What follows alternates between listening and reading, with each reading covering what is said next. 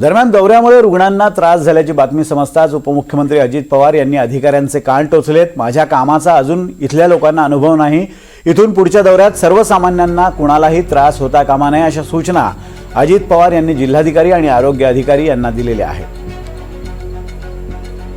मी प्रश्न सोडायला जातोय, प्रश्न सोडवत असताना मला ते एकदा तरी नजरेखाली घातलं पाहिजे, ते बघितलं पाहिजे।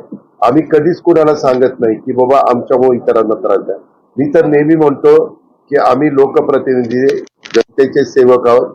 आमच्या वेळेस कुणालाही त्रास होता कामा नये ही आमची काळजी घेतो। परंतु इथं अजून यांना माझ्या कामाची सवय झालेली नाहीये, हळूहळू होईल।